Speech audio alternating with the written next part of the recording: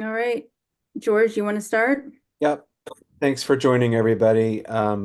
This is a special presentation from the professionals on our rebuild team on the status of the restoration project and our options moving forward. Um, our master of ceremonies tonight is going to be Don Lane. He's going to be kind of steering things. In terms of, I think we mentioned earlier that if chat is not going to be something that we are using to take questions, if there is time at the end, we will answer the questions that we are able, but there will also be a question period that follows this meeting, and Don can give the details on that. So even if we don't get to answer very many questions this evening, there will be an opportunity for everybody to ask their questions, and that we will then the rebuild team will put together a frequently asked questions document coming out of this meeting. I don't know, Vicky, do you need to say anything about how we're going to handle questions tonight? Is people can raise their hands, I believe, is the George, I'll address that. great. Okay, thank you. All right, well, why don't you take it away then, Don? Okay, good. Thank Thank you. For those of you I've not met, my name is Don Lane. I'm with the Droder and Miller Law Firm. We have been working with the association since about this time last year on insurance issues and then on the litigation. I know a lot of you were in court at the end of August and the beginning of September. You saw me in court and in my role as an advocate. I am not here tonight as an advocate. I'm here tonight as a counselor and advisor to the association and everyone who lives in the building, regardless of who you are. So that's my role this evening. Um, George mentioned questions, and I'll dig into that in a little more detail. We have 2 hours tonight. We are going to try to end promptly at 8 o'clock.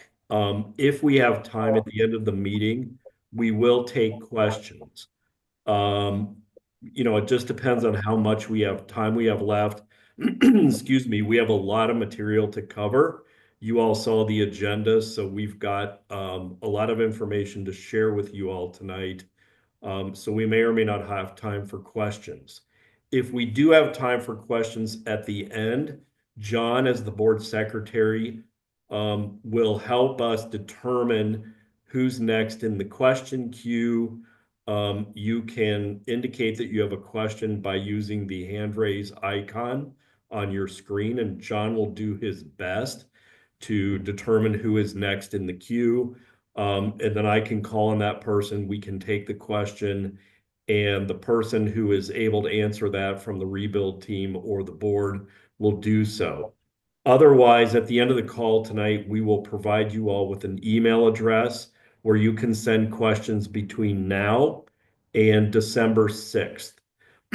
All the questions that we receive between now and December 6th, we will answer and put into one document. It'll be a question and answer document that the board will circulate to everyone in the building so that your question will be answered on that document when it's sent in.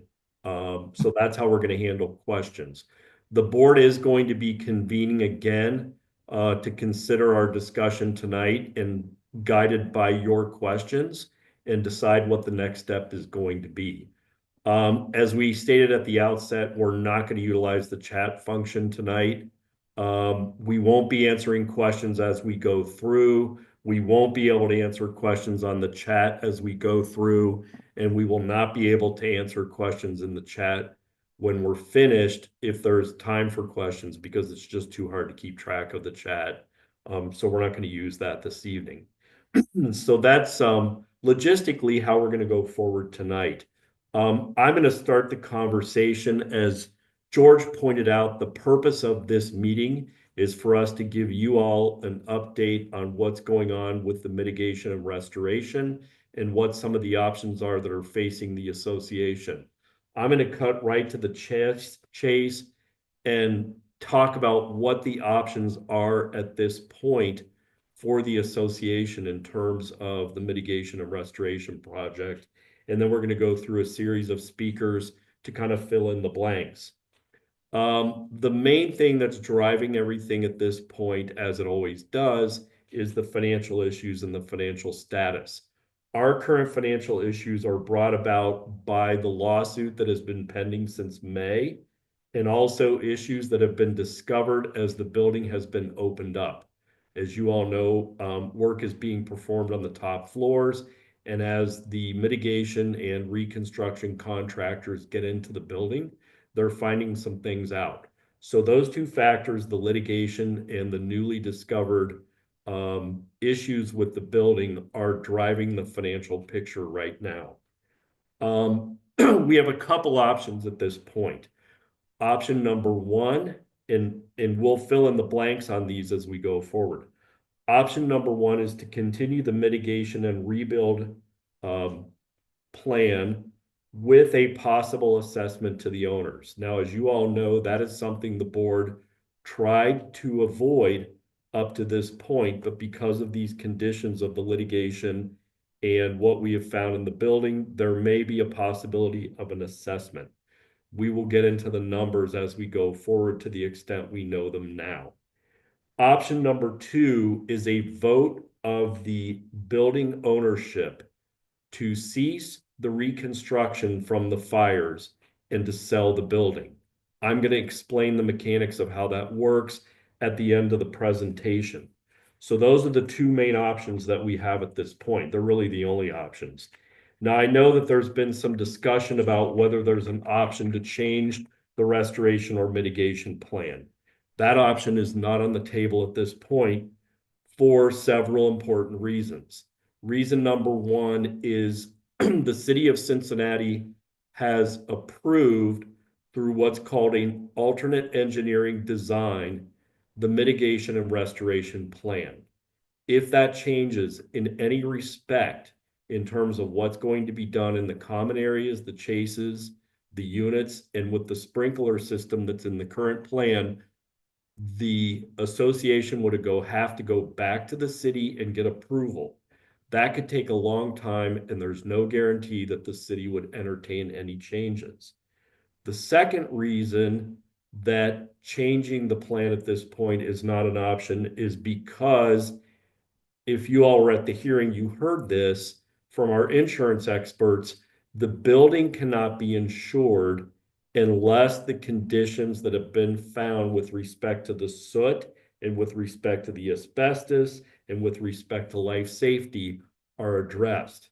We couldn't even get insurance if those issues are not addressed. Point number three is, you all who are at the hearing heard Jim Riffle testify about hazardous conditions that exist in the building. There was no contrary expert testimony at the hearing, and the issues that Mr. Riffle testified about are now known to the current board and any board that may serve in the future. For instance, a board that could be elected in February. Any board that is in charge of this association now knows about those conditions. If any board moves forward and changes the remedy without addressing those hazardous conditions, is incurring a substantial amount of liability and perhaps individual liability for each and every board member that would approve a change to the plan that does not address the issues that Mr. Riffle testified about. And that is personal liability. The current board does not have personal liability because they've done everything to address those conditions. But if this board or a future board continue to blank out, I'm not getting half of what you're saying. Okay, I don't know who that is, but it may be something in your connection that you can't hear me, because I think everybody else can probably hear me. So at any rate, those are the reasons in summary as to why we don't believe changing the plan at this point is a feasible alternative, which leaves us with continuing with a possible assessment or a vote to sell the building. I'm going to talk more about what the vote to sell the building looks like at the end. At this point, I want to turn it over to Jason Marrero with Alex Sill Company to explain where we are on the insurance claim. Thank you, Don. Hello, everyone. My name is Jason Marrero. I am the public adjuster with the Sill Company. I've kind of got a little worksheet here that I'm going to go through. I know we're limited in time with the amount we have to cover. I will discuss about the insurance aspect, but first, just a little background of myself. So, as indicated, I'm a public adjuster for the Sill Company. The Sill Company is based in Cleveland. I am based out of Columbus, Ohio. Been in business for close to 90 years now. Our role is to basically be the advocate for the policyholder in insurance claims. So we represent you against your insurance company to ensure that we are maximizing the coverage available by the policy, making sure that everything that's damaged is covered that needs to be covered, and getting you every dollar per the policy that you can, so you have enough money to do the necessary repairs. I've been in insurance for 22 plus years now. I've been with Sill for 8 years. This is, I deal with a lot of fires, hurricane losses, significantly large losses. And I was previously involved with Hammond North on the first fire loss that happened on the 12th floor, 1210. That's how I started. We were working on that one. And then this fire happened. So then the new board retained our services for the second loss. So we got involved, and we've been here in this claim since about a week or 2 weeks post loss. We've been involved. When we're dealing with insurance, this is what's called a first party property claim, meaning we're just dealing specifically with the property damage covered by the association's policy. This has been a challenging claim because of the uniqueness of the loss in the building itself. This is a fire loss, which is not unique. What makes it unique is the complexities of the building, the age of the building, the openings in the building. And we had a fire that happened on the first floor. You have chases, some of you have seen it, where chase is basically the cavity where the plumbing or mechanicals run through. And as you stand on the first floor and you look up, you can see all the way up to 19. So what happens when you have a fire on the first floor is all that smoke gets forced through these cavities into openings, and it will travel wherever it can go. So smoke went up and out and basically touched every aspect of this building, all 180 units, to some degree or another. Some heavy, some a little bit less heavy, but nonetheless, everything was touched. The airflow in this building is also unique in that if someone opens a door or a slider or an elevator, the air is constantly moving, constantly moving. We've had several meetings throughout this lengthy process, and one thing that comes back is that this building is truly a one-off. No one has seen a building like this. So there are lots of challenges and unique aspects that don't fall into your traditional claims category of this is a fire, this is what we typically do. On our side, we obviously have our team, we have TRS, we have Hunt Builders, we have the board. On the insurance side, there is an independent adjuster who is the eyes and ears of the carrier. He has a building consultant who is on his side to evaluate damages and put estimates together. From there, it goes to, they provide reports to the insurance carrier, which is RSUI. The insurance carrier has their own adjuster who reviews these reports. And as we get to dollars and cents later on, anything that gets paid out goes through these different levels and layers. And as the claim exposure increases, meaning the dollar amount of the claim increases, the number of eyes increase on the insurance carrier side for approval.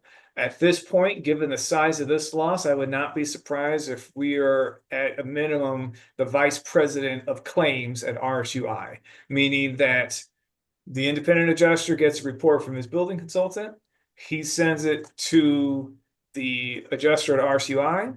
Adjuster sends it to their supervisor sends it to the manager, all the way up until it gets to their management. The insurance company, I know we love seeing these fun commercials for all these different carriers and that they're here to help you and what have you, but at the end of the day, insurance companies are businesses. Businesses make money. When you pay claims, you don't make money, you lose money. So their role is to minimize the payout of the claim.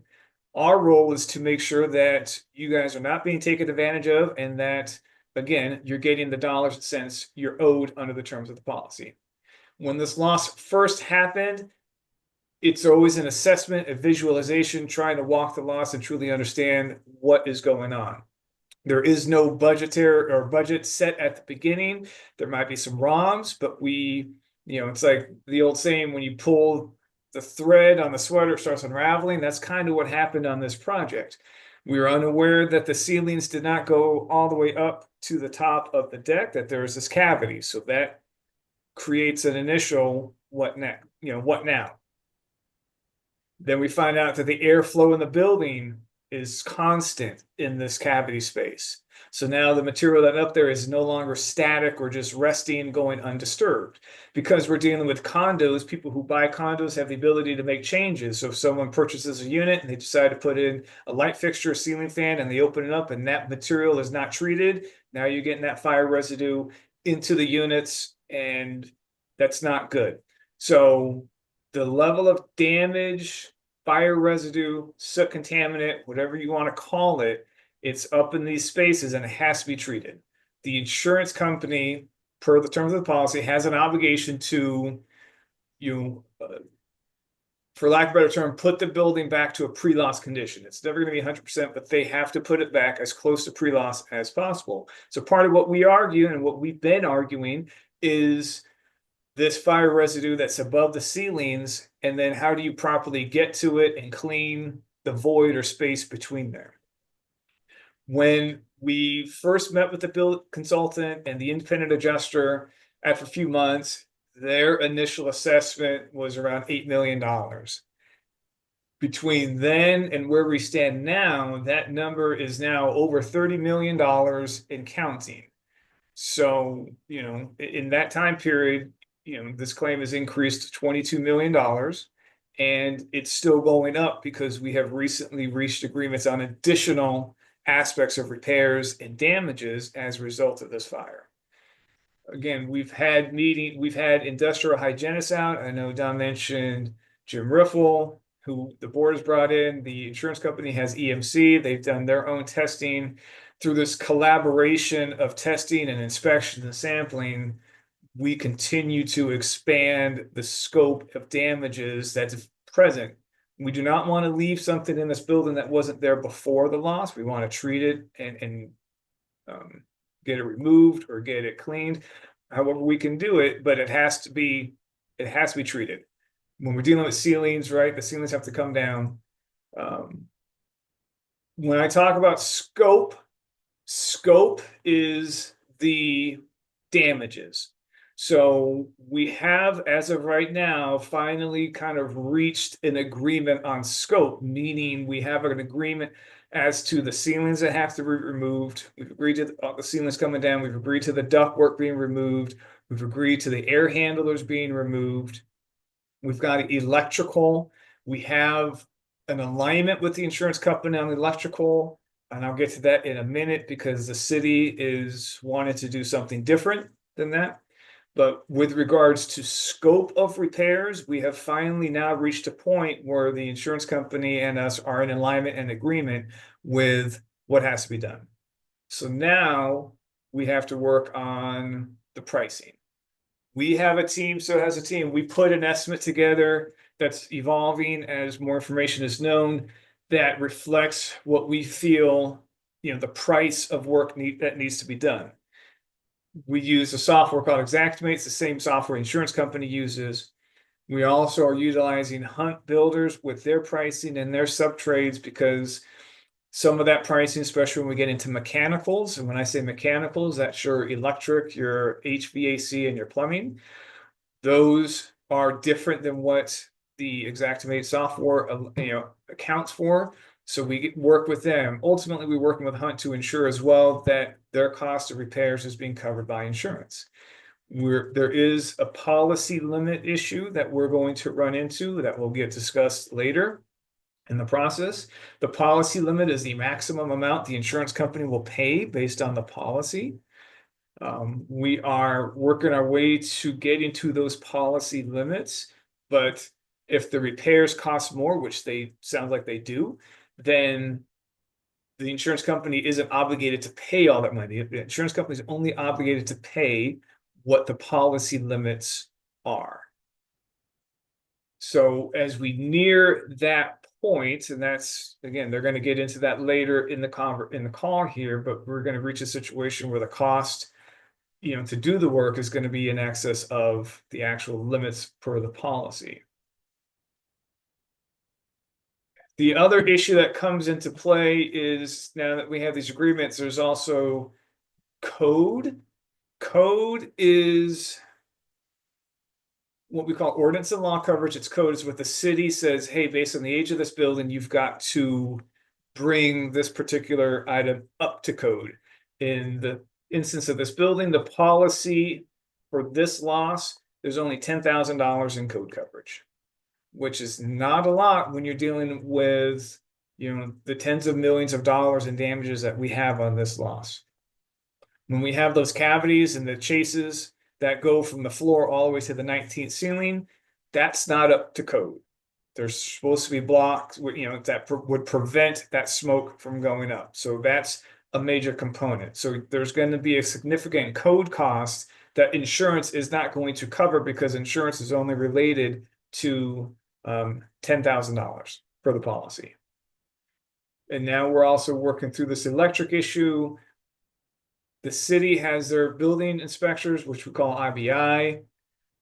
They are dictating and kind of instructing us as to what needs to be done. It conflicts with what the insurance company feels could or should be done. To some degree, Hunt Builders have also kind of indicated, the challenges associated with what the city wants us to do, but ultimately the city, if they say, well, you have to do X, Y, and Z from an electrical standpoint, we have to do X, Y, Z because they will not move this project forward. From the insurance aspect,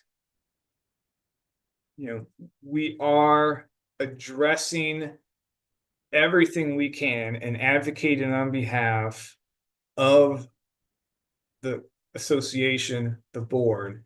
But again, it's been a challenge because of every step of the way we're getting pushback from the insurance company. We've proposed some of the stuff that we've agreed to within the past week, we had proposed a year and a half ago. And we're just now getting those approvals from insurance because they are finally recognizing and understanding that, one, we're not going away, two, the damages are real and they're there. The insurance company is not going to increase from 8 million to 30 million unless they acknowledge and accept that the damage is there and that in order to address it, you have to remove it, you have to do necessary cleaning, and that's driving the cost up. Insurance company, again, is not going to pay something they don't feel they are responsible for or owe. So the fact that we're nearing the policy limits is because those damages are real, and the only way to address them is to remove them, replace, and clean accordingly. And let's see here. I just want to make sure I touched upon everything on my notes. I did kind of go fast. I know there's going to be questions at the end. I'm trying to give a high level overview. I do not want to get bogged down in the weeds. There's too many people on this call. There's going to be a lot of confusion. This is the world I live in. This is not the world you live in from insurance. A lot of you do not understand how the insurance machine or machinations work, and that's fine. I mean, there's plenty of things you guys do that I don't have a clue about, but from insurance, lucky for me, I've been blessed to understand insurance policy and deal with insurance. It's a gift or a curse, depending on how you look at it. But I'm here on your behalf to, again, argue for you, support you in this process, be a sounding board for the board, work with the contractor, work with Don as necessary. work with them to get information they need, again, to maximize what you guys can get under your insurance policy. Vanessa, is there anything that I missed or should touch upon? I don't think so, Jason, unless Don has anything that he'd like you to add. Don? Yeah, so Jason, maybe just real quickly, if you could just bring everybody up to speed on the fact that we are submitting the most recent information that we have, and we're getting close to or at asking for the policy limits now. Is that correct? So yes, that is correct. There's one component that we're just waiting on with regards to electric, and then we will present. This is a short week. I'm actually out of the office this week with the holidays, so early December, the plan is to, now that we've got these agreements on the remainder scope, is to go back to the insurance company with a detailed breakdown and say, you've already paid to this, you've agreed to this 30 million. We have these additional repairs. They're going to be in excess of the policy limits. So the demand is going to be for the policy limits. And, again, it's going to have to go up the chain of command from the insurance side. They already kind of have an idea of that's where we're heading. We've had conversations with them. We've maintained our position, but yes, we should be submitting by next week. We'll have submissions for a demand, at least for the balance of the policy limits to be paid. And we're hoping that that's successful to maximize the insurance recovery. The association has, under the terms of that insurance policy, 2 years from the date of the loss to file a lawsuit against the insurance company. What we're hoping is that the insurance company will agree to pay out the policy limits and make that litigation unnecessary. And so Jason's been working hard on that. And that's correct. And as we near the end of the year, insurance companies typically have some incentives to get stuff off their books. So if we can leverage this time frame and that coupled with what we feel is pretty strong in terms of where we are cost wise, hopefully presented in a manner that's a no-brainer for them, because even if they dispute some of the charges, the overall amount should still push us in excess of the policy limits. I do, just a side note, I appreciate being here. I will have to be off the call before 8 o'clock. I do have a pre-planned family event. My daughter's introduction to the National Honor Society, so I will have to step out to participate in that, but I will be on this call as long as I can. All right, and I think the next step in the process is we're going to turn it over to Hunt Builders to give an update on the project and the costs. Eric and Roger are here, so I'll let them go ahead.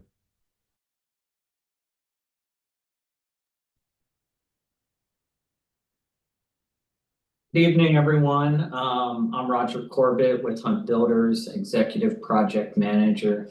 We're going to be presenting a slideshow here that will run through and update everyone on the rebuild to date. Some of the items we're going to be touching base on is the impact of litigation and the move-out delays to date. We're also going to be going through the inefficiencies of the project and the workarounds that we've been going through as the project has been progressing, and the expanded scope as well, as Jason has mentioned. So with that being said, we're going to start our PowerPoint and kind of move through that. Which I actually need access to be able to share my screen if you guys don't mind. I think You let Eric share his screen.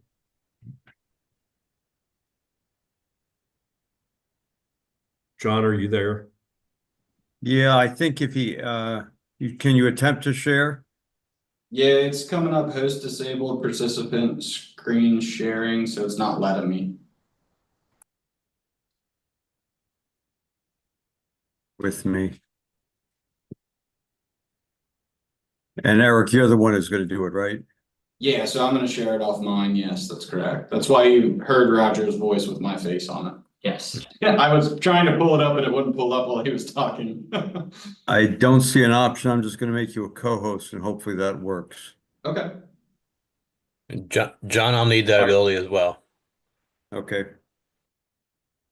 Ah, there we go.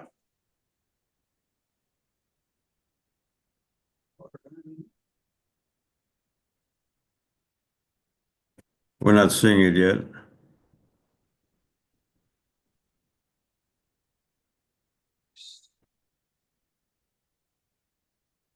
There we go. You're seeing it now? Just that Eric has started screen share, Okay. but there's nothing showing.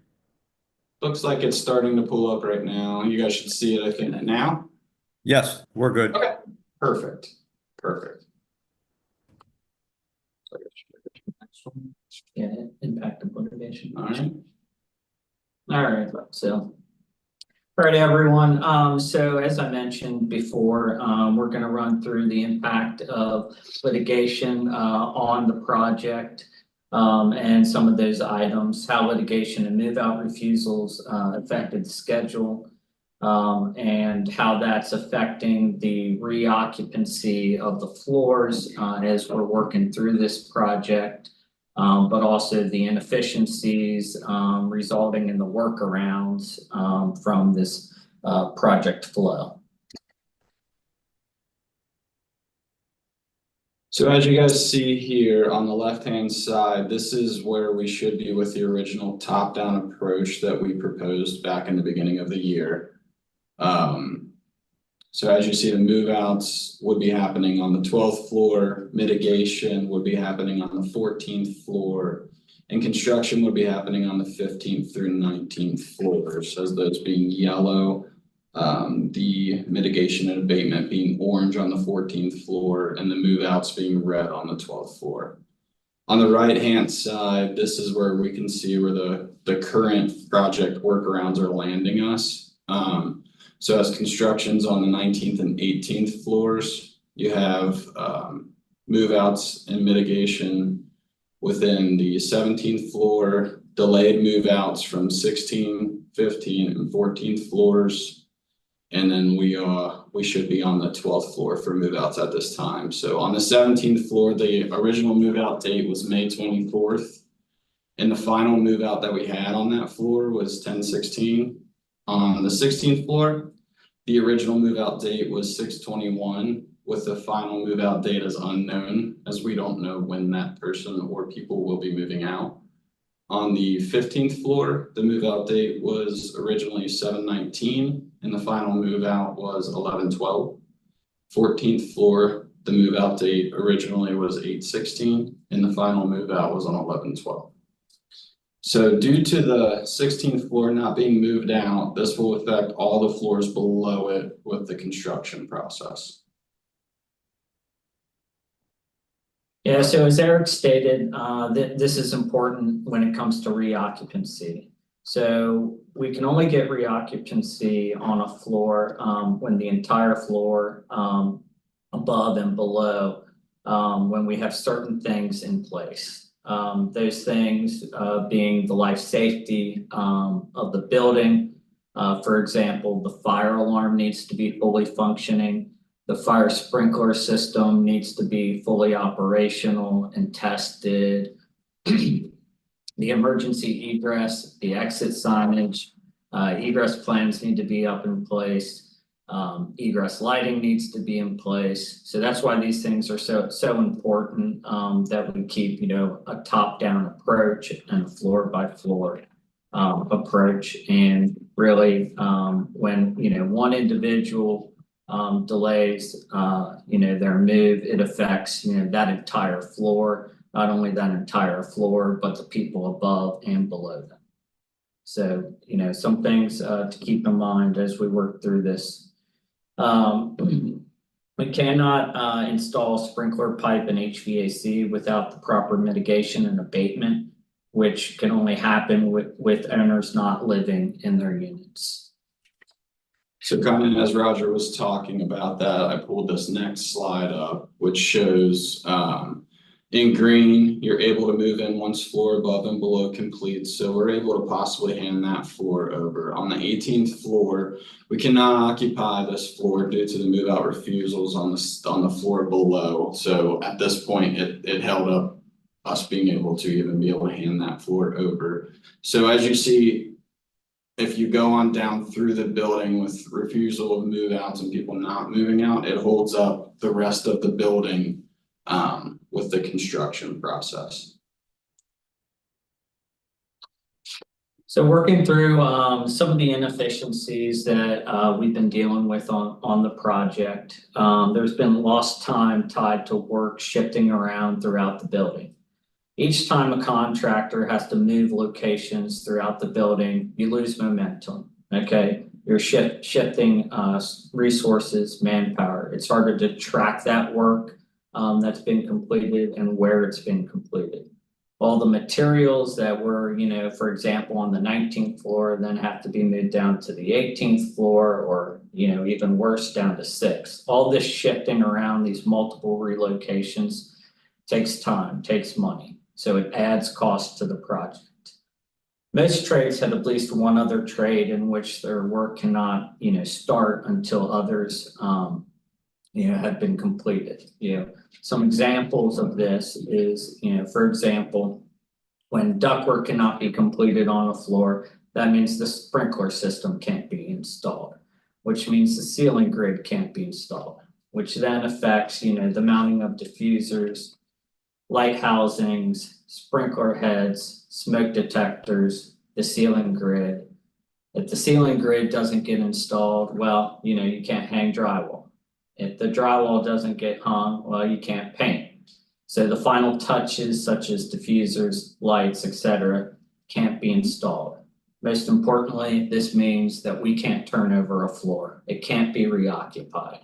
So all of these inefficiencies have led to delays and ultimately, people are not able to move back in. While most are complying, some unit owners have, obstructed the construction plan. Hunt can only occupy a floor as fast as the demolition is completed. Demolition can only move as fast as the move outs occur for the entire floor.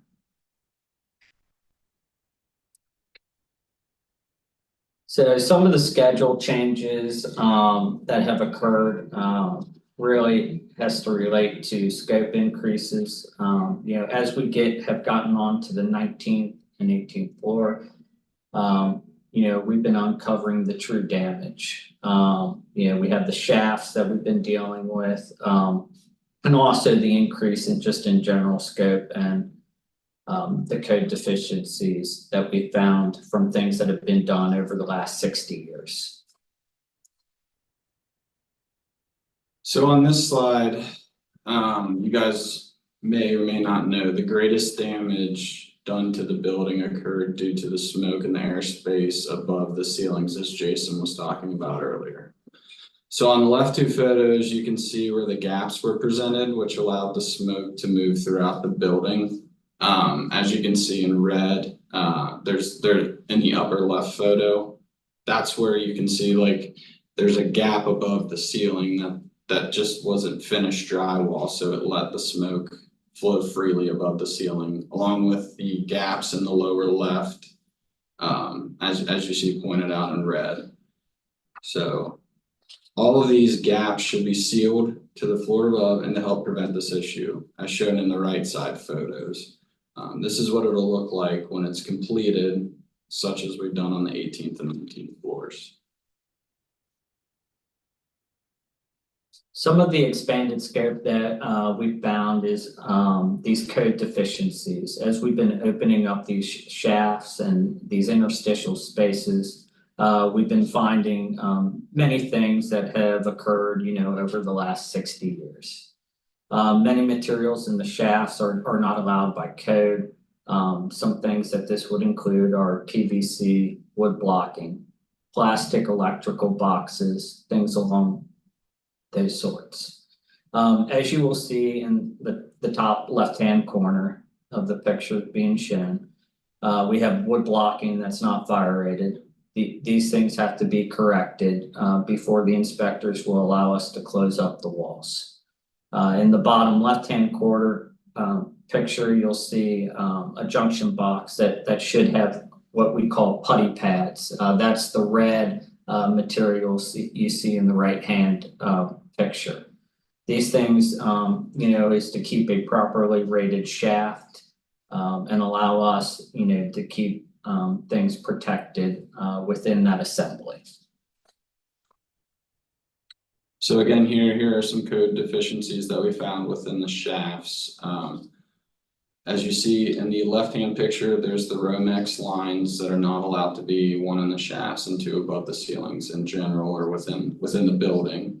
And then if you see down below in the blue with the blue arrows, that's showing the PVC and the PEX piping that are within the shafts that cannot be there as well. These will need to be removed and replaced with code compliant materials.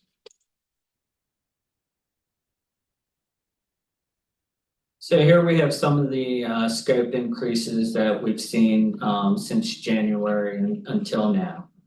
We did a side-by-side comparison here just to give everyone an idea of some of the things that have expanded along the way.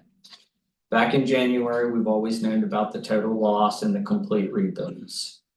Some additional things that have come up though in some units have been the HVAC demo and replacing the contaminated HVAC ducts throughout the building, demo and replacing all the HVAC fan coil units. Back in January, that was not within the original scope. Electrically, we're reworking certain electrical items. We're redoing and replacing the HVAC fan coils. So the feeds electrically need to be replaced or reworked. We have a new lighting layout to restore units to the original building construction as required. We are also now taking down and redoing all the ceilings throughout the entire building. So this is a 100% ceiling replacement throughout. The HVAC, the exhaust chase fire dampers, those are being removed and replaced. The electric, we are now, as mentioned by Jason, we're looking at a new electrical service, which has been driven largely by IBI. Carpentry-wise, we have significant shaft repairs and complete shaft rebuilds in certain locations of the building. Which we have now identified as well.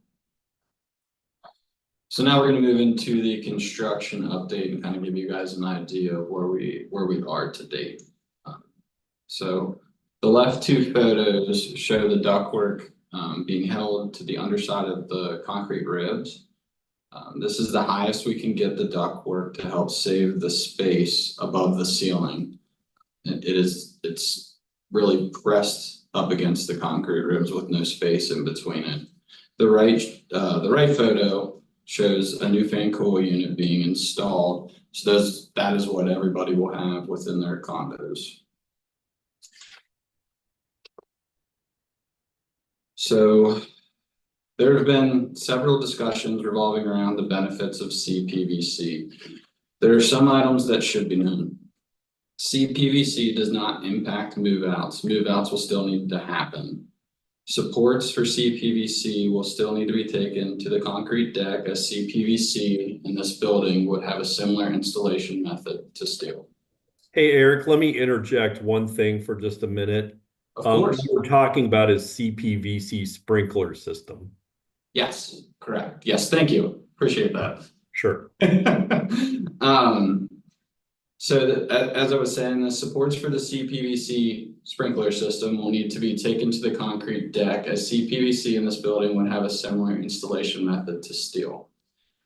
Both the sprinkler and the CPVC systems cost roughly about the same. CPVC has some cost factors associated with it, such as fire collars, more supports, replacement, etc., that kind of drive up the price of the CPVC.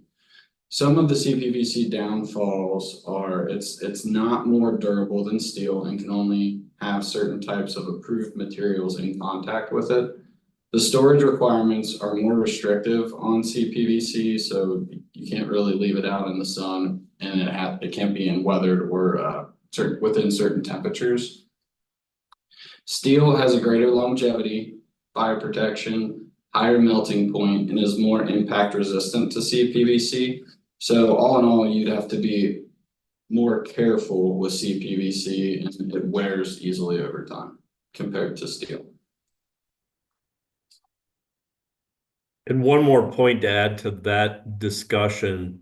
In addition, those of you who are at the hearing heard Mr. Dahlberg with the city of Cincinnati testify that in a building of this height, he would prefer to have a steel system and not a CPVC system.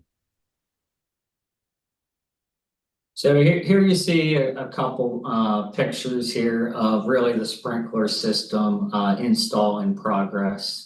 On the left-hand side, you see flows and tampers that have been installed.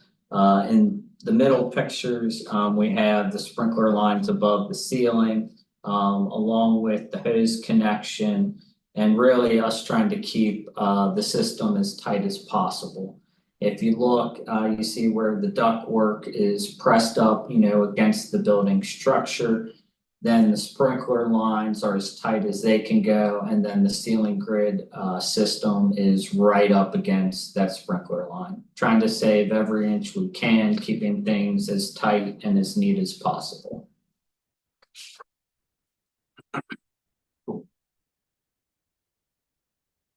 Here's some more pictures really of the sprinkler install in progress. These pictures are related to the dry heads that go out onto the balconies. So the penetrations through those exterior walls, and then the dry pendants that will protect those patios in the future. So within this slide, there are some photos of the new fire alarm system that's being installed. In the upper left side, you can see the cabinetry for the main system. And then there have been sleeves installed to help protect the fire alarm cables as it goes up through the building, through the riser rooms, pretty much setting up the main backbone for the building. So then here you see some electrical items. The top photos, they show some of the existing conditions we found after ceilings were removed. The electrical wires were primarily laying on top of the drywall, having little or no support at all. Within the bottom photos, that kind of shows where our electricians have gone through and supported these cables to help meet code and help us to pass inspection so we can move on in the project. Here you will see some of the plumbing work that's been done to date as we've been going through the shafts. These pictures here are showing the first through the third floors, and really the clean work that's being done within those shafts in the total loss units.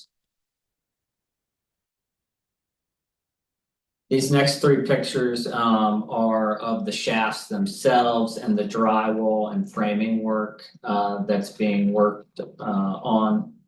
What we have here is a 2-hour rated assembly.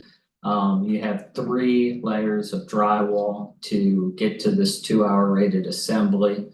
There's a 5/8, a 1-inch board, and then another 5/8 board. As you see, the red, what we call fire caulking at the top or at the sides, fills those joints and keeps, smoke and soot from traveling outside of that shaft or into the shaft. And then in the kitchen shafts, there's an additional layer of foil-faced drywall within the shaft, which is that middle picture and right picture.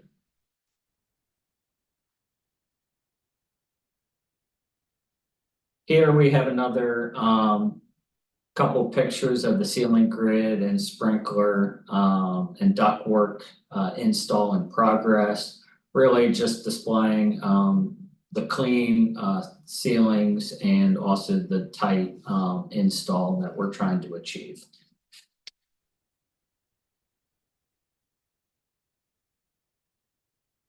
From here, we're going to move on to an overall project budget update, what we call a ROM, rough order of magnitude.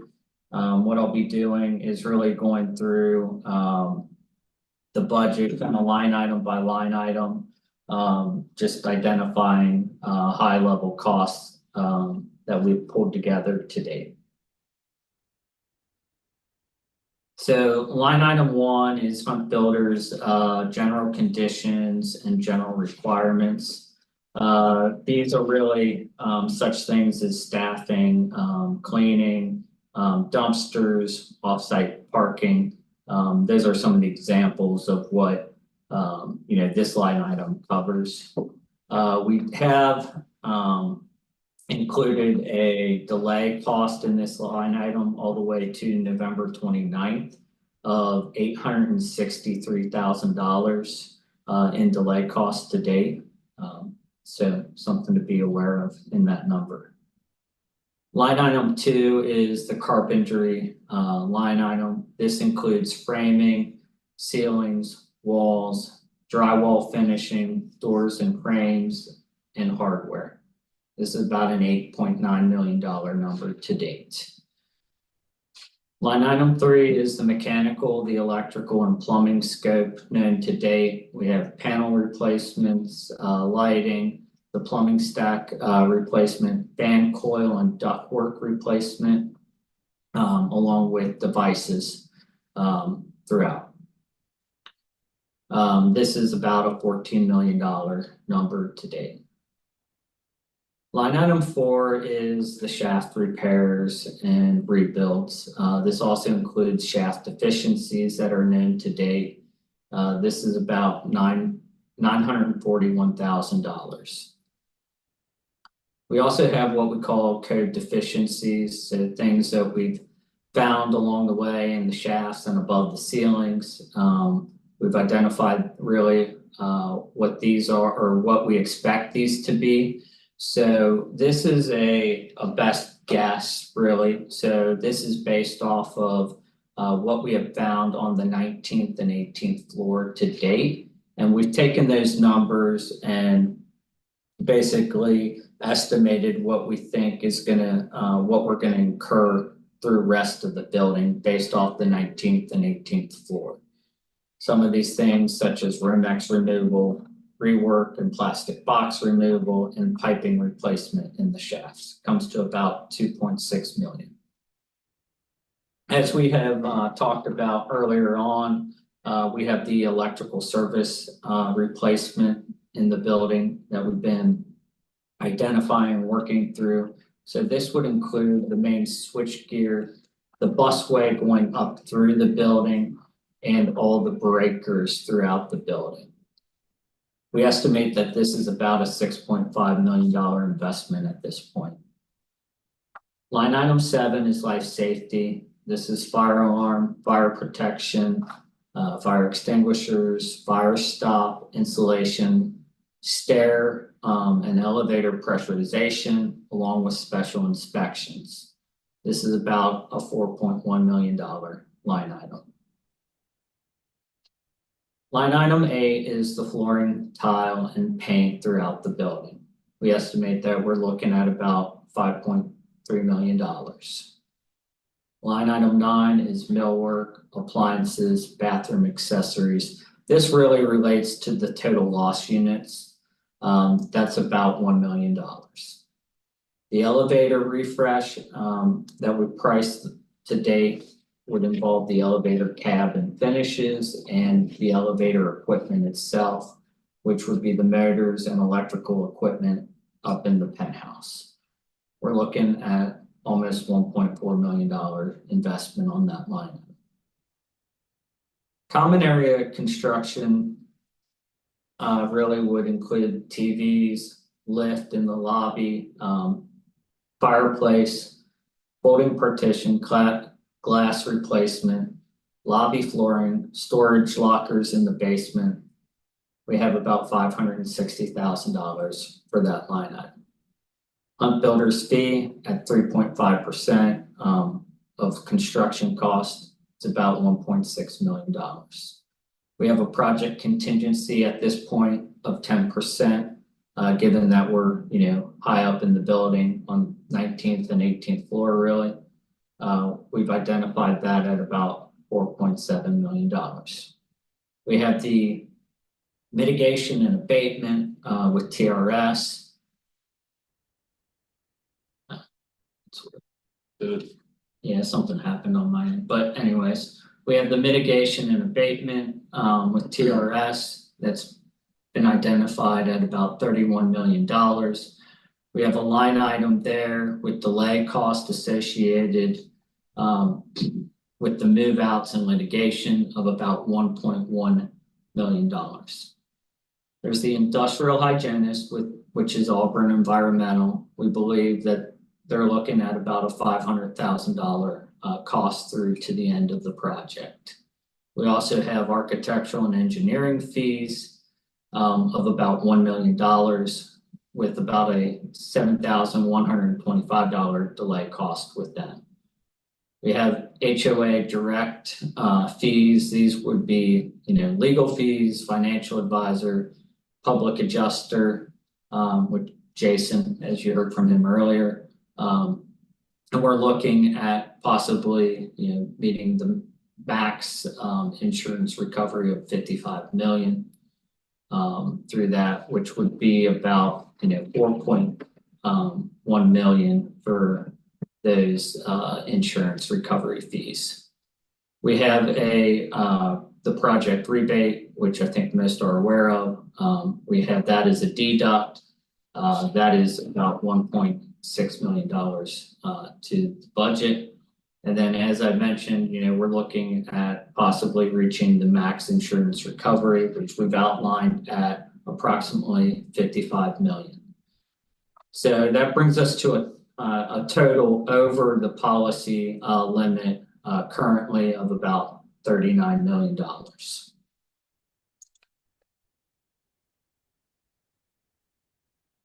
From here, we have some possible cost savings. This first line item is really the construction delay cost. If we can, keep the move outs going and limit the litigation going forward, there could be possible cost savings for December and January, which would be about $303,000. We also have some other possible project cost option savings. We've identified mitigation and abatement cost savings of about $8.7 million. We also have identified some construction cost savings, which is about $8.2 million. If we get down through the building, as we get further down, we could possibly also reduce the contingency line item, which could be as much as 5%. We see that as a possible cost savings of $2.8 million, leaving the potential cost savings of about $19.7 million. What we get into next is what, after we take that cost savings, what we get into next is really what you would be left with as a possible assessment or loan option. Really the building defects, not related to the fire. We've identified about $4.3 million there. There's delay cost of about $1.9 million. And then there's a possible loan of about $10 million, which brings that total to about $16.2 million of either an assessment or loan. Don or Vanessa's or anything else you want us to touch base on before we hand this over to Chad and Blue and Company? Yeah, time-wise, we probably do need to move on. I can't think of anything else, and this is a good segue into Chad Nieder's presentation from Blue and Company. He's a financial advisor who's been working with the rebuild team, and he'll explain, pick up where Hunt left off and explain what some of the financial options are right now. But Vanessa, did you have anything else before we moved on, or George? No, I don't. Okay. All right, so we'll let Chad take care from here. Chad's been on the rebuild team for some time now and has been helping out with financial matters, working hand in hand with Hunt and also with Jason on the insurance recovery. So I'll let Chad take over and talk about some more financial details. Thank you, Don. Good evening, everybody. So I have a presentation as well. So I will share my screen here.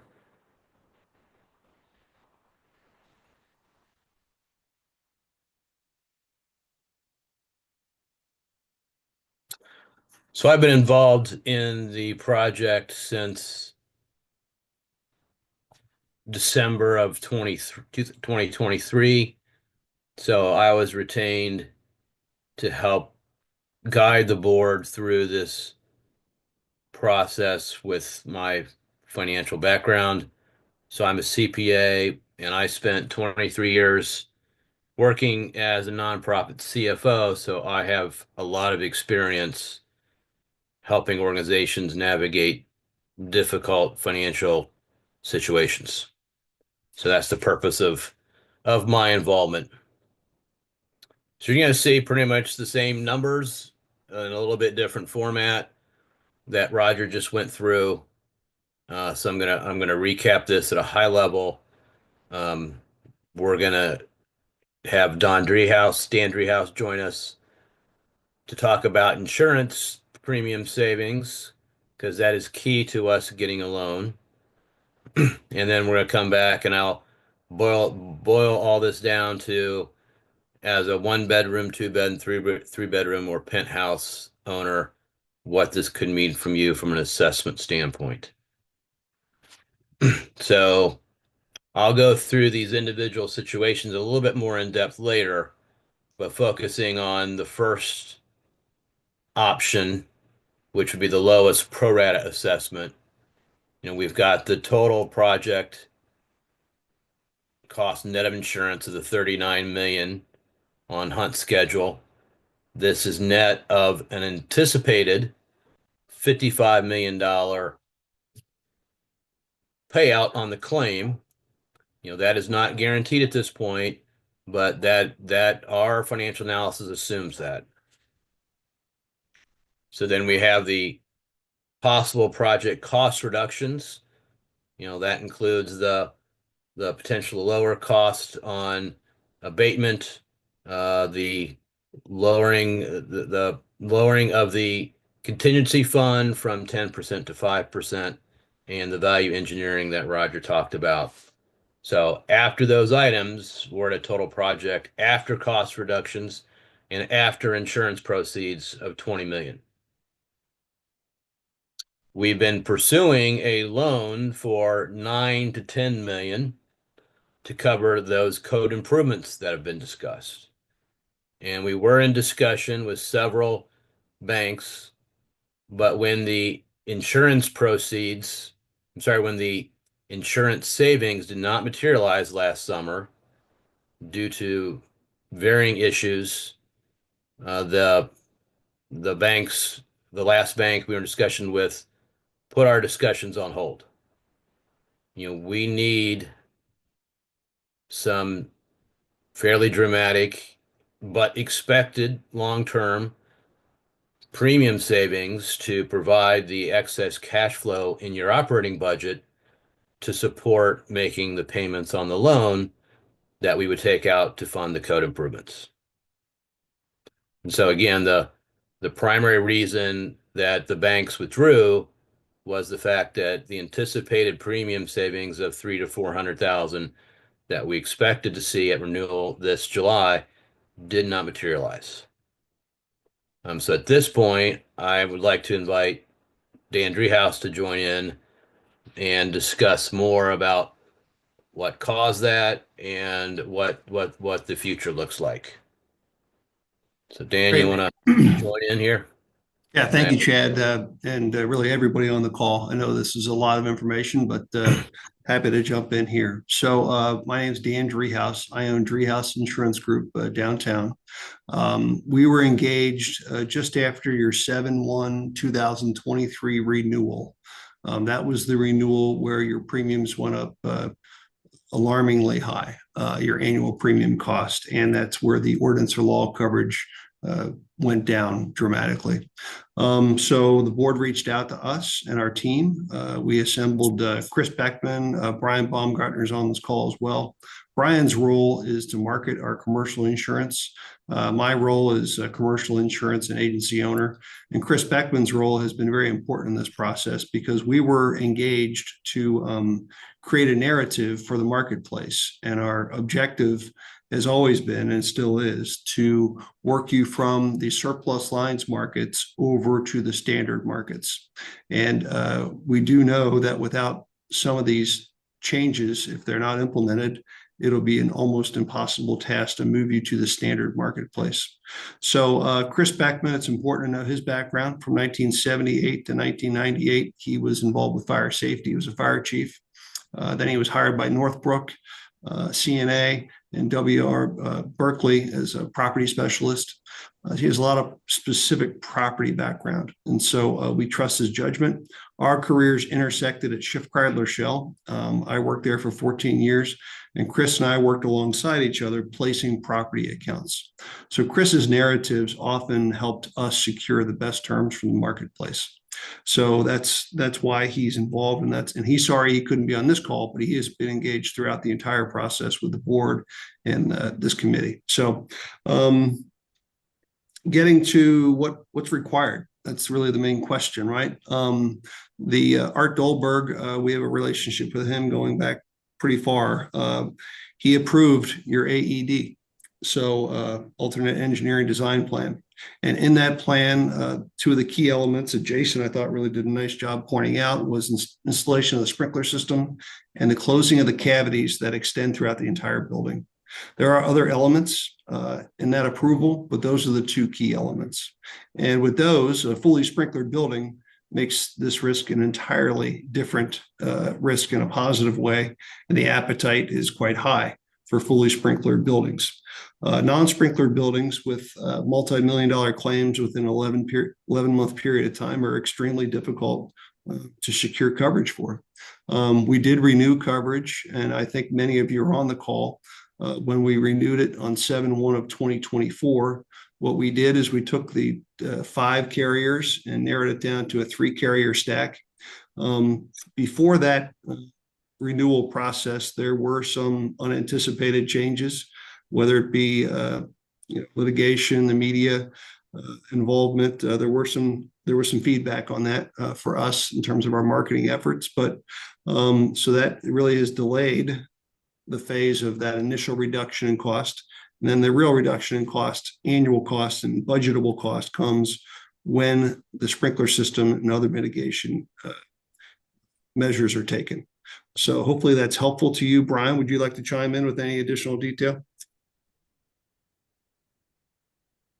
No, Dan, I think you hit a lot of it. I think a couple things to consider then is the insurance companies, right? And Dan spoke on this of the narrative that we put together for the insurance companies. It's our job to sell you in the marketplace. And there were from some unforeseen circumstances that we ran into that we weren't anticipating, which certainly did kind of hamper some of those things. The installation of a sprinkler system is key to opening the market up, especially to get you out of the E&S, which is the excess and surplus lines markets, to a standard insurance carrier. Once you're in that standard market, you can certainly budget from a premium perspective. It's much more attainable to kind of have a budget and really to understand what those costs would look like on a go-forward basis. Unfortunately, until that sprinkler system is installed, it's difficult for us, if not almost impossible, to get out of the E&S, the excess and surplus, into the standard lines market. So yeah, I think there's a couple things that to just be aware of as we think about those things. But the importance of a sprinkler system certainly really is going to be the driving factor in being able to establish lower premium cost and certainly something that you guys can budget for future years to come. And just to chime in, the things that I mentioned apply to both the standard market and the surplus lines market. Something that was unique to the surplus lines market at the renewal was really there are 3 layers of types of loss: a normal loss expected, the NLE, the probable maximum loss, then the maximum foreseeable loss. And during the final 60-day period of your renewal, we went from a probable maximum loss of 18 million, which would have been the maximum amount for 5 floors, and that went to the maximum foreseeable loss. That was reflected on your loss runs in the marketplace. So the number that Jason alluded to earlier, the number I see here is 39 million from back then. So it had gone all the way from 18 up to 39 at that point in terms of an estimated payout. And now, as we know, it's likely to go policy limits or somewhere between 39 and policy limits. So that has a dramatic effect on the marketability of your insurance in the surplus lines market. The sprinkler system and the risk mitigation measures, that applies to surplus lines and standard market. Dan, Yeah, just one question real quickly for Dan and Brian. In addition to the installation of the sprinkler system, the remediation of the soot contamination in the building is also important to the market as well. Is that correct?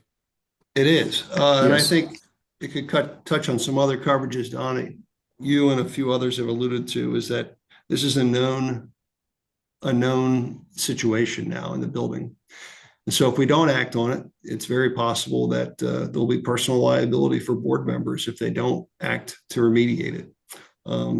That is not a property claim. That is a liability claim on the directors and officers and decisions they make going forward in the organization.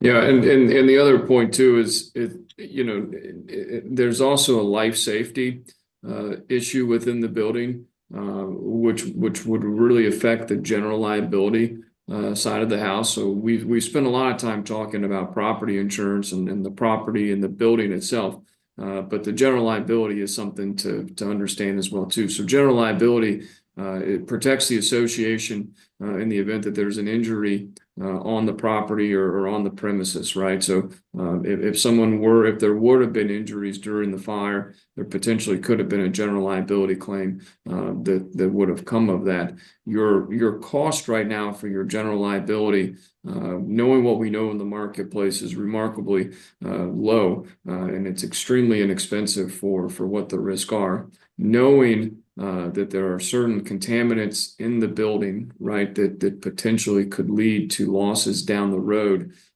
Ethically, as an insurance agency, as an insurance agent, when we are working on your account, there are certain questions that the underwriters ask us, and those would have to be answered yes, right? So we do need to have a mitigation plan in place that we can talk to the underwriters, so that they understand that you all have a plan in place, that we're addressing these issues, and that we're not just going to sit knowing that there's contaminants in the building and leave those without a plan going forward then. So.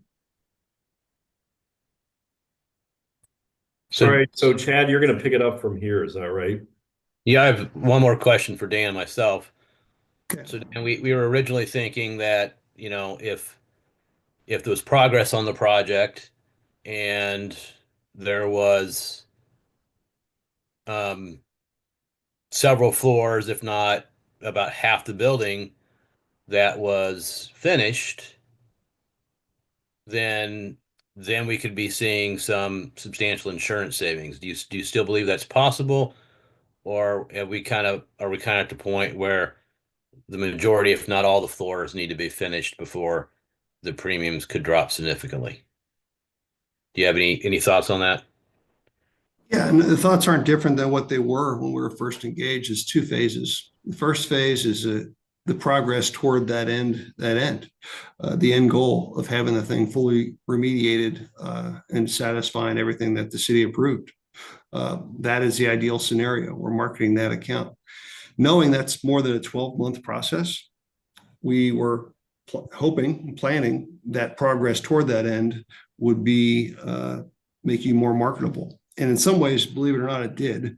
Your renewal, despite the fact that it was flat to barely down, it did impact the marketplace. Trust me. We had the conversations with the underwriters who knew a plan was afoot to progress on the mitigation. So, but Chad, it would be really difficult for anyone if you just Google and find out whether this is actually going forward or not.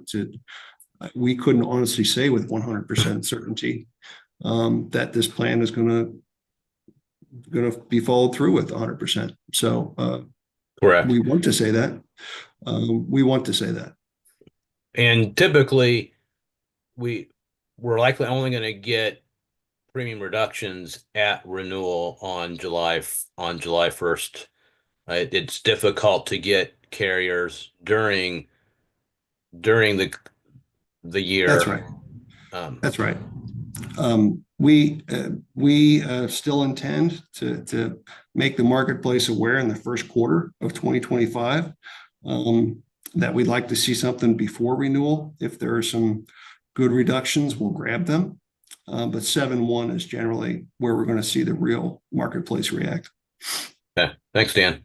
Chad, if I may, before you Yes. move on, I would like to ask Roger to give an update on where we would have been for a sprinkler installation with the first schedule in July of 2025 and where we're trending now.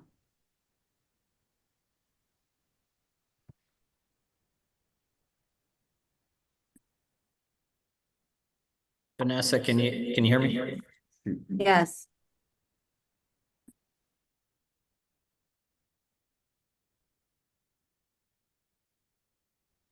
Sorry, just don't want to get feedback. Eric,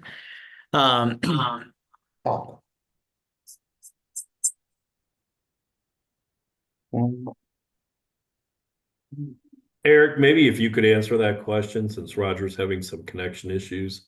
Okay, I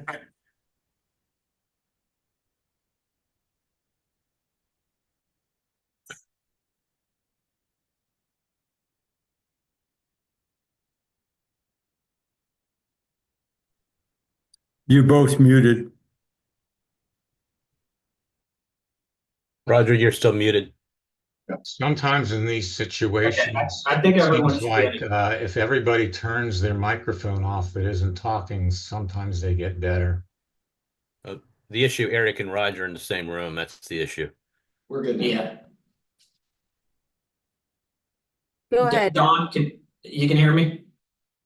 Okay, Yes. so sorry, Vanessa, can you restate your question? My question is, so thinking forward in terms of where we're going to be come policy renewal July 2025 for insurance, and we're thinking about where we're going to be for the installation of the sprinkler given the schedule now. I know that we don't know, it's based off cooperation of people moving out, but previously we were looking at what percentage of the building being sprinklered come July 2025, and now what are we looking at? I know you had stated a percentage, that there was a percentage of the building that you had originally thought was something like 50%, and now it's going to be at about a 25% sprinkler rate when we reach July 2025. Is that accurate? Yes, well, and we'll actually probably be, where we're projecting right now, we're going to be about 15 to 20%, given the current schedule. That's where we see the sprinkler being by July. Originally, if we would kept the original project schedule, we would be close or over 50% completed with the sprinkler installed. Thank you. All right. So if Chad could finish up in the interest of time, because we've got about a half hour. Chad has some final numbers to go through, and then I need to take some time to explain what the building sale would look like. So Chad, if you want to finish up, and then we can move into that last part of the conversation. Yes. So, I wanted Dan to cover that because, the lack of insurance premium savings was the primary barrier getting a loan. Now, there could be other reasons that the banks aren't willing to lend to us, but we know that has to take place in order for us to get a loan. So removing any more delays and getting Hunt to the point where they could go back to a full schedule on the building, and we could have some floors finished in June for the insurance carriers to see. That's very important. So we do have the 4 different scenarios here. So to finish scenario number 1, which would get the lowest pro rata assessment, we also have these 2 items, building defects not related to the fire and construction delays. So the building defects, the board is looking to recovering the cost of defects that have existed in the building for 60 years from third parties who may be responsible. The investigation is continuing, recovering is case specific, and this number is the best case scenario. And then the construction delays, those are delays caused by litigation, and those may be coverable as well. I do want to mention that I think, most of you are aware that the Burnham litigation, that there has been a suit filed against that owner for their involvement in the fire. And so that has started, and we have not, there's no number assigned to that. It's because depending on the court establishing her liability and what assets insurance coverage that owner has. But if there is recovery from that owner, then that would further reduce the pro rata assessment. So the next scenario, no recoverable cost. So that is without those 2 items, the building defects and construction delays. So if nothing materializes from those efforts, that will bring in additional funds to lower the need for the amount of the potential assessment, then we're looking at a $10 million assessment. If we're unable to attain a $10,000 loan, so this scenario, no loan obtained, and that gets us up to 20 million. And then the highest pro rata assessment is, none of the possible project cost reductions come to fruition. I would say this is the least likely scenario, at least this high of a number. I think odds are we will see some project cost reductions, if not most. But this is worst case scenario, so to say. So then these columns then feed down to this section. So the pro rata assessment by unit type. So here you can see for a 1-bedroom unit that it is a wide range, as low as 7,500 and as high as 82,000. 2-bedroom, 3-bedroom, and the penthouse group. These are averages. I think most of you are aware that there's a lot of variability even if in the unit types, but this gives you an idea for each of the unit type owners what you're potentially looking at. I would also say that if we do an assessment, we will be working to likely have some or all the assessment as a loss assessment, so that it could possibly trigger coverage on your HO6 policies. We will do everything we can to leverage that for you, but the funds you'll recover from your policy is all dependent upon your coverage and your insurance carrier, and odds are that you may have to pay the assessment and then go through the claims process with your carrier to recover the funds from the carrier. But we're aware that that is a possibility of you getting funds from your insurance carrier. The last point I want to make is that the delay cost has been running about 150,000 per month. You know, we talked about any further delays, you know, pushes out completion of floors, delays getting insurance savings and opening back the window to have discussions with banks. But it also increases the cost of the project, which eventually, if there's a gap in coverage between the total cost of the project and the other sources of funds, that flows through to you as an assessment. And that cost per month is roughly 150,000 per month. But to boil it down to each owner, it's roughly $300 for 1-bedroom unit per month, $700 for a 2-bedroom unit per month, $1,000 for a 2-bedroom unit, and $1,500 for a penthouse. So every month there are delays that adds to your potential assessment. Don, anything else you think I should mention? No, I think we're good on that Okay. one. And this document that I'm sharing will be provided to the ownership. All right, so we are now at the last item in the agenda, item number 7. So obviously, now that you see the numbers, one of the options that the board has to consider is a sale of the building. With those types of assessments, that is something that it's time to maybe start to consider that at this point, because it's an option to making those sorts of assessments against you all as unit owners. Very important to note, the board is not recommending tonight that we engage in a sale of the building. As you can see, the potential assessments are still somewhat up in the air. The board needs to take some time to think about this. Your questions and your comments that you'll deliver to the board between now and December 6th will impact its thinking on what direction it wants to go and whether the board wants to put the sale of the building to a unit owner vote. Let's talk about what that looks like. The sale of the building in this scenario will come under section 12.5 of the declaration.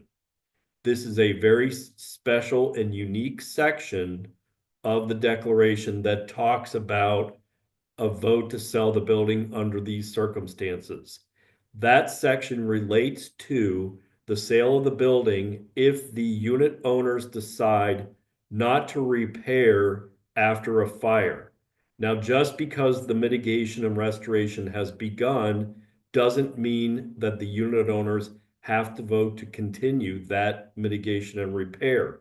The unit owners can decide at this point that they want to cease those efforts and sell the building to a third party. The way that that declaration is written, 75% of the unit owners have to vote to approve that. It's not 75% of people at a meeting. It is 75% overall of the unit owners. The way that would work logistically is with any other special meeting, as with any other special meeting, the board would send out a notice of a meeting and set a time for the meeting. The voting would start then. I'm not going to get into the details about how the voting would work logistically, but the voting would be open for a certain period of time. Once 75% of the unit owners voted during that period of time to sell the building, then the building would be sold. The declaration calls for, that section of the declaration calls for what's called a partition action. A partition action is something that's recognized under Ohio law that is a unique action relating to real estate.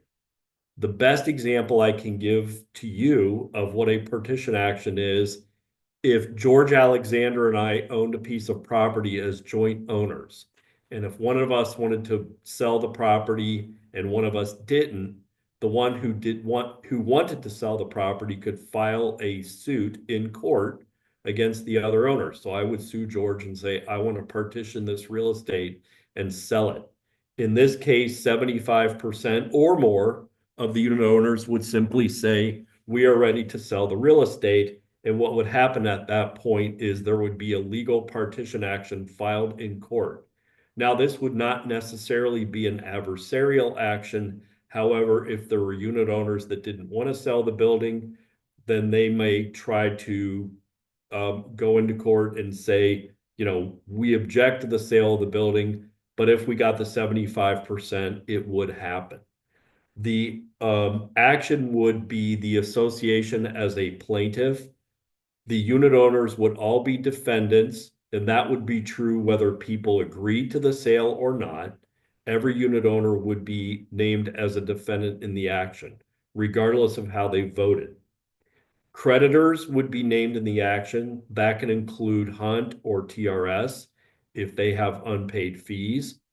It could include any other creditors. It could include for real estate taxes, that sort of thing. Any of you who have a mortgage on your unit, your mortgage holder would most likely not be named. That would be an issue that you'd have to work out with your mortgage holder on your own. At that point, once the action was filed, under the auspices of the court, the building would be sold and the proceeds would be distributed. The important thing to remember is once the action is filed, the board does not have the oversight responsibility for the sale of the building. That is now within the jurisdiction of the court. So the court would have jurisdiction. The board would not have oversight responsibility. What would happen first, and we're actually already working on this to get ahead of the game, Chad and I are working on lining up appraisers to get an appraisal to the building to give us what we believe to be the market value of the building. We don't know what that number is at this point.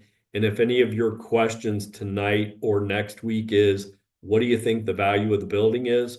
We're not going to be able to answer that between now and December 6th because we're getting appraisals. Now, the appraisals will be a guideline, but obviously the market value of the building is whatever somebody's willing to buy it for. So at some point, that market value will be established by an actual contract to buy the building. The court will have to approve the sale of the building. So we would list the building with a realtor. We would have our appraisers in place. The realtor would know what to ask for the building. We would eventually get a contract. The court would approve the contract and the building would be sold and then head toward closing. The excess insurance proceeds, if there are any, plus the net proceeds from the sale of the building, after the commission, the taxes, and all of that are paid, would be put into a pot of money. After that, the creditors would be paid, and then the remaining sums would be distributed to the unit owners in a formula that's very similar to the one that you use for determining your fees, your condo fees. The formula would be very similar to that. So you will get a share of whatever's left in the pot. Now, one of the things that I have recommended to the board is that the association ask the court to appoint someone who is called a special master. A special master is someone who is appointed by the court who would be paid out of the proceeds of the building and the insurance money. That person would be responsible, and it would probably be a lawyer or it could be a financial person. That person would be responsible for helping the court approve the sale of the building, but more importantly, for helping the court determine how the proceeds would be distributed. There will be formulas that will be used. It could be potentially complex. So that person would be a neutral party that would be employed by the court, paid out of the fund, and they would make the decisions as to the sale and how the proceeds are going to be distributed. Our role in that, Droder and Miller's role in this, would be as attorneys for the association. Now, we would try to remain neutral, but the special master would add another layer of neutrality because we have to assume that there are going to be unit owners who are going to be represented by their own counsel, or maybe groups of unit owners who are going to be represented by an attorney. They're going to have representation as well to make sure the sale goes through in the manner that it should, and more importantly, to make sure that the allocation of proceeds is going to move the way it should or be done in the manner that it should. So there may be several lawyers involved for the association and for groups of unit owners, creditors, Hunt, TRS, those folks. So the special master would be a neutral to sort of oversee the process. And at some point, that special master would recommend to the court, this is how the proceeds are going to be split. In that final phase of the case, the court would then sign a binding order accepting the special master's allocation. So that's sort of how that process is going to work. All right, so we have kind of reached the end. We have about 20 minutes left. We'll take questions. We are going to cut the questions off at 8 o'clock. I'm going to ask John to scan the room and let me know who's got the first question, and we can begin that process now. Don, it's Vicky Warner is the secretary, and she's going to be handling questions. Okay. So Vicky, if you could call on people as you see hands go up. Sure. I will try to answer. Great. If you would please put your hand up. So if you've got any questions, remember it's one question per person to give the most time to a lot of people who might have questions. If you've got multiple pages, I would suggest that you please put them in writing and submit them to the board, either through email or the black box down in the office, whatever works best for you. And Vicky, we know what email address we're using for that, correct? Does everyone know that? I believe it's the standard email. And now you got me at a loss. I've used it many times. We can distribute that to everybody about one. Yeah, that'll be. Yeah, we'll distribute. Yeah, let's go ahead and do questions. Vicky, you can call on people. I'll take the question first, but if I have to refer to somebody else, I will. I have not seen a hand up. Paulette.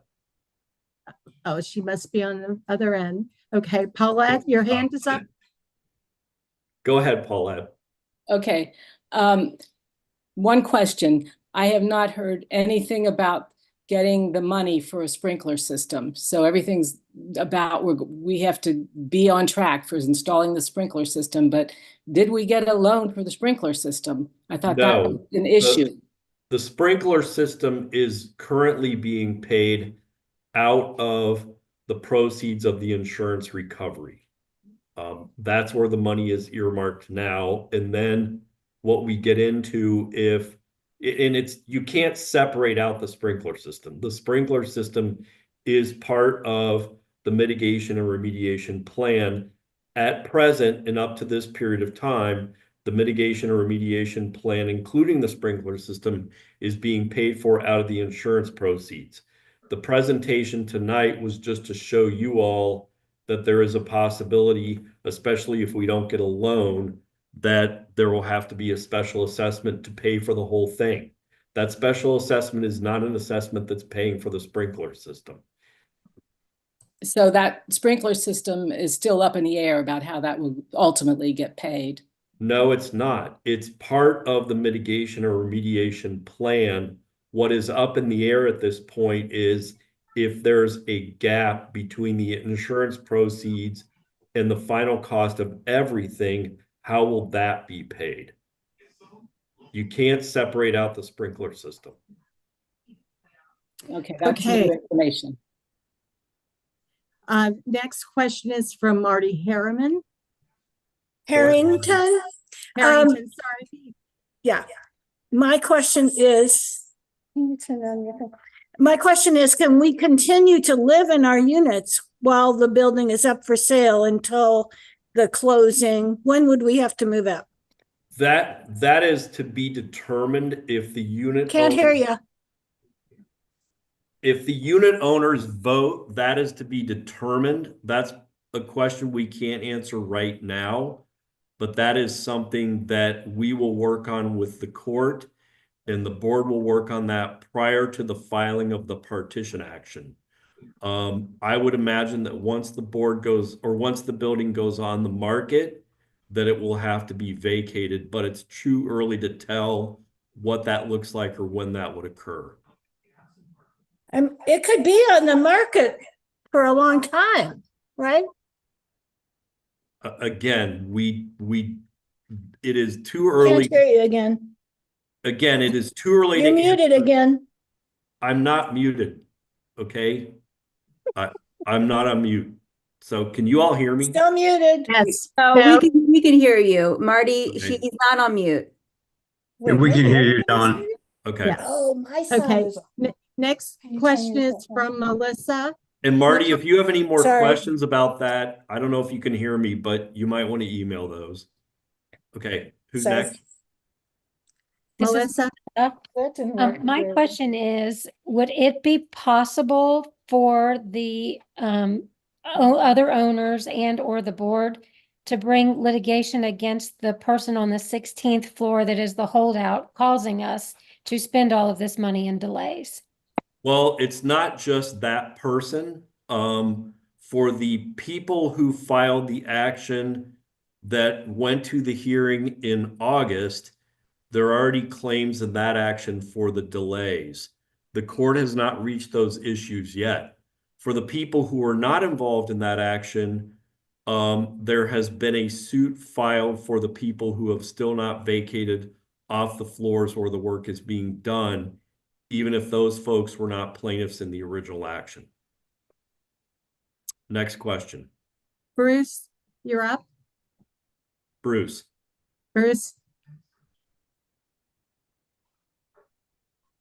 You're muted, Bruce. Yes. Our HO6 insurance has an insurance for upgrades and such. Would we be able to recover any of the cost of the upgrades we've made? Are you asking if you can recover it from your insurance company or from Yes. the association? From my insurance company. That is something that you will want to talk to your insurance agent about. Your insurance agent should be able to answer that question. Okay, thank you. Okay, next is Michelle. Yes, if we did choose to dissolve the association and that decision is made, would that offer immediate relief of people having to pay their condo fees? All right, so let me clarify your question. The vote that you are taking under 12.5 of the declaration would not in the first instance be to dissolve the association. That vote would be to sell the building. All right. And then by operation of law, once the building is sold, the association would dissolve by operation of law. The association is an Ohio nonprofit corporation. And once the building is sold, that nonprofit corporation would no longer own the only asset that it has, which is the building. It's the common areas, the limited common areas, and everybody's undivided interest in their own units. So once the sale took place, the association would be dissolved with the Ohio Secretary of State. So that's the first part of your question. The second part of your question relates to fees. While the building is in the process of being sold, once the building is vacated after the decision is made to sell it, the only thing that the association would be responsible for is the minimum requirements for keeping the building functioning while it's vacant. So what the board would look at doing at that point is reducing the fees only to cover those minimal operation costs until the closing.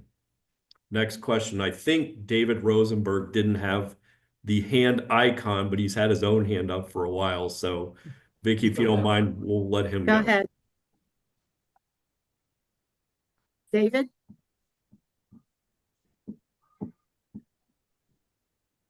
Are you still there, David?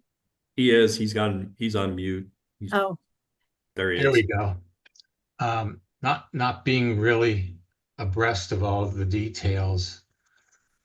My gut is telling me that sometime I'm gonna have to make a decision, a guess about what's the best thing to do.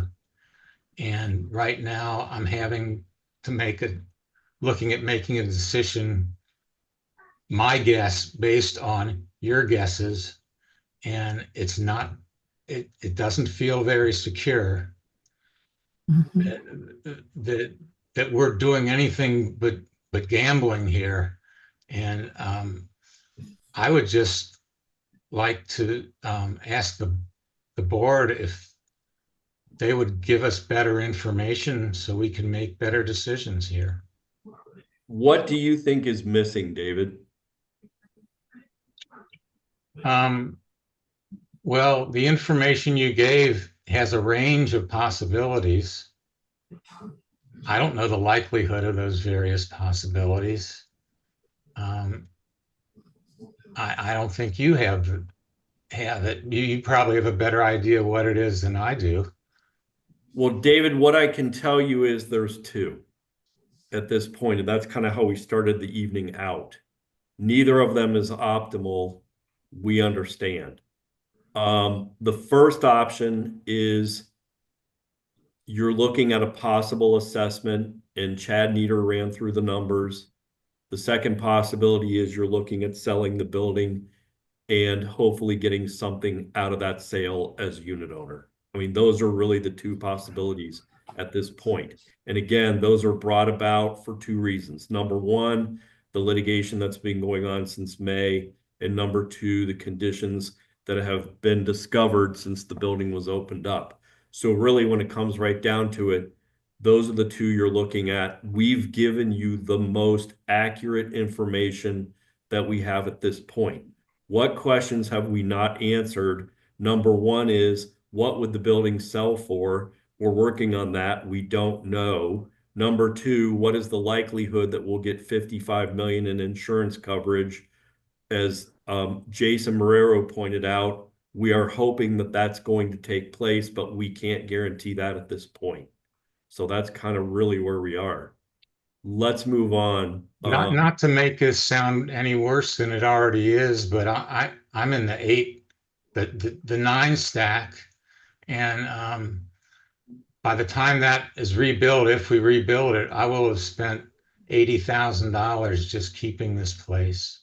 Mm-hmm. Are you talking about 9th floor or 9 stack? 209, 9 Okay. stack. Okay. We Remember, and we're going to need to move on to somebody else, David. And I understand if you have additional questions, email them. But remember, the stacks are not relevant to the current plan. What is relevant to the current plan is what floor you're on.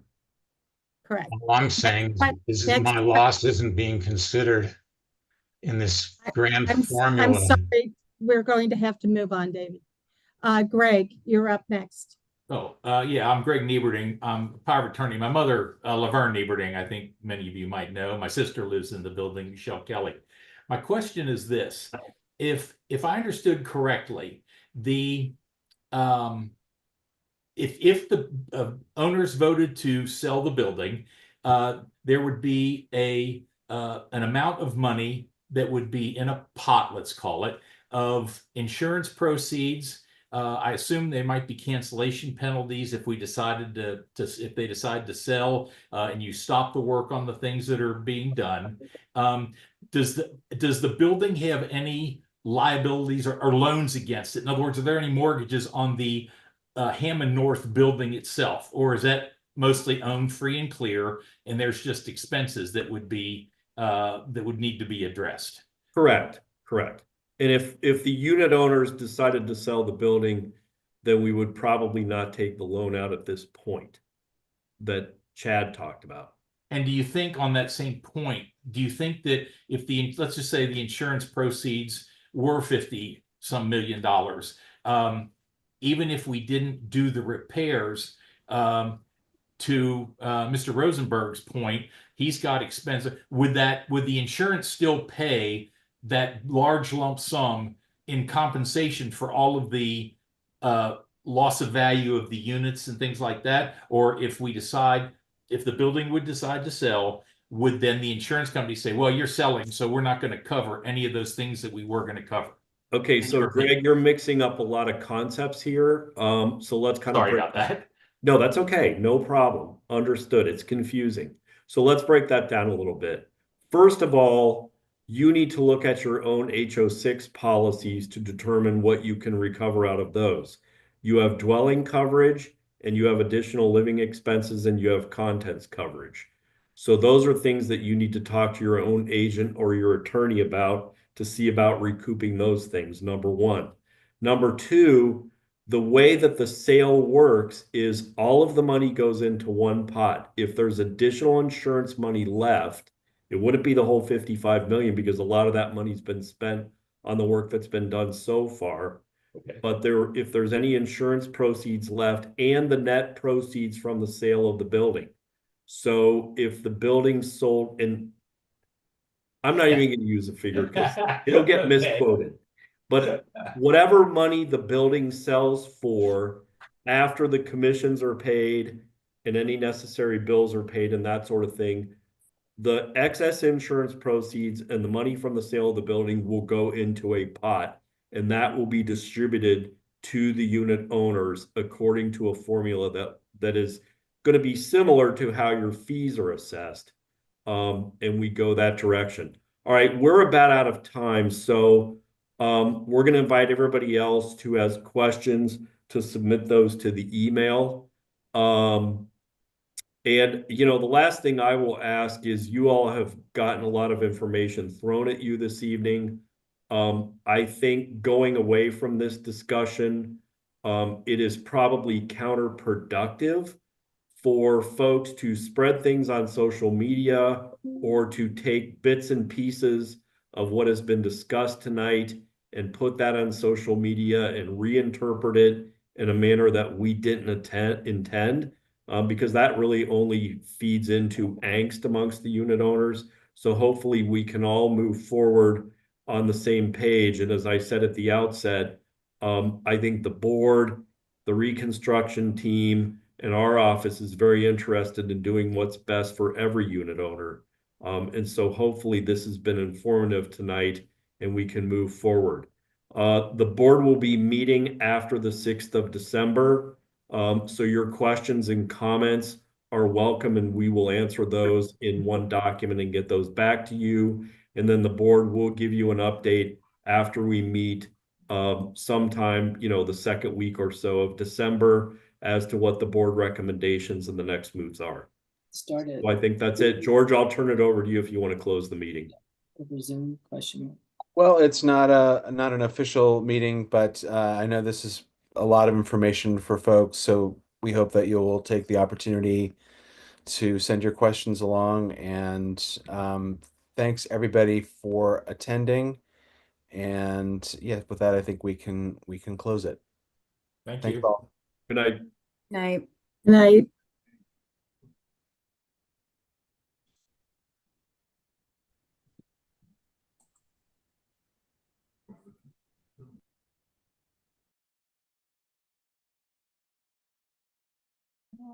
This, I don't know where Marilyn Kaiser is on 16, Where she lives? yeah. I mean, 1600. well, I mean now. Oh, I have She no just idea sort of that. went into the bar even when we didn't have to move. It seemed she was